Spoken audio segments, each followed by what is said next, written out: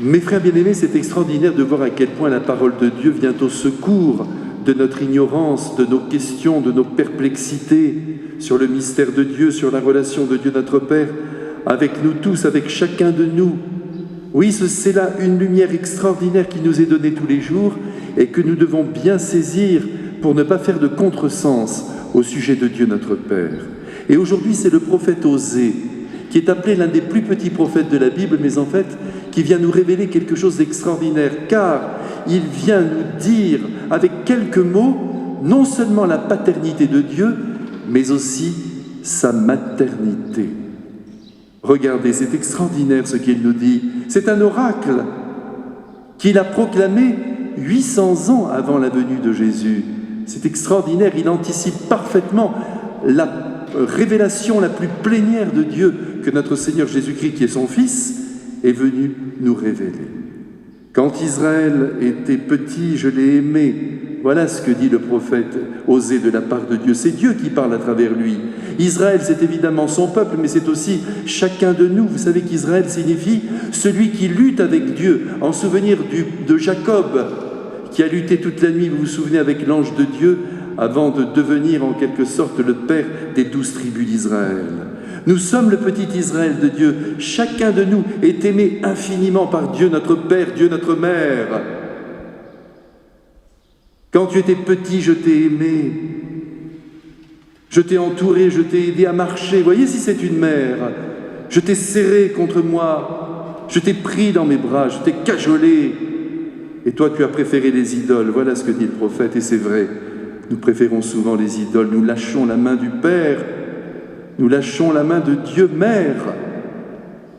Et nous partons vers les idoles, vers le pouvoir, vers l'argent, que sais-je, vers l'orgueil, vers l'exaltation de notre propre petit moi, vers notre bien-être personnel, sans plus nous soucier ni de celui de Dieu, ni de celui de nos frères. Nous sacrifions ainsi aux idoles. Et Dieu nous révèle aujourd'hui à travers Osée, il nous révèle qu'il nous tire à lui par des liens d'amour. Ça, mes frères, c'est une révélation extraordinaire sur la pédagogie de Dieu. Il nous tire à lui, il y a une autre traduction qui dit qu'il nous tire par des cordes humaines, c'est-à-dire par l'affection que nous nous portons mutuellement, par l'immense tendresse qu'il y a entre nous. Dieu nous éduque, Dieu nous serre contre lui, Dieu nous montre le chemin du bien. Si l'amour se refroidit entre nous, c'est terminé. Cette révélation sera close. C'est par la puissance de notre tendresse, la beauté de nos liens, de l'amour partagé, que Dieu prend possession de notre être et nous conduit jusqu'au meilleur qui est lui-même. Et c'est pourquoi, mes frères, nous ne devons pas avoir peur de cette tendresse que Dieu attend. Je te tirerai à moi par des cordes humaines. Ce n'est pas simplement par la révélation de la vérité, c'est par la manifestation concrète de l'amour d'un être pour un autre être que l'amour tout-puissant de Dieu vient se révéler. Ce n'est pas simplement en disant « Dieu vous aime, Dieu est amour », non, c'est en faisant toucher cet amour par la qualité de notre propre amour que Dieu se révèle pleinement. Si nous ne gardions, mes frères, ce matin, que cette leçon, nous aurions grandi énormément dans ce que Dieu attend de nous.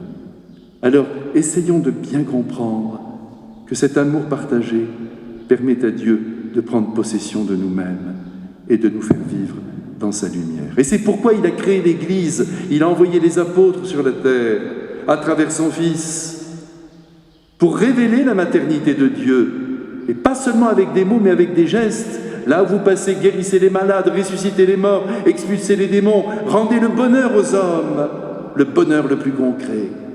Eh bien aujourd'hui, mes frères bien-aimés, si vous le voulez bien, nous allons travailler au bonheur de nos frères, très concrètement, par notre bonté, notre gentillesse, notre accueil, notre volonté de compatir aussi à la souffrance d'autrui, car c'est ça l'amour. On prend sur nous la souffrance de l'autre pour le libérer, et ça pèse moins lourd quand on est plusieurs à la porter. Alors mes frères bien-aimés, vivons dans cette belle lumière et laissons Dieu nous tirer à lui par ces cordes humaines que sont l'affection mutuelle et l'amitié vraie.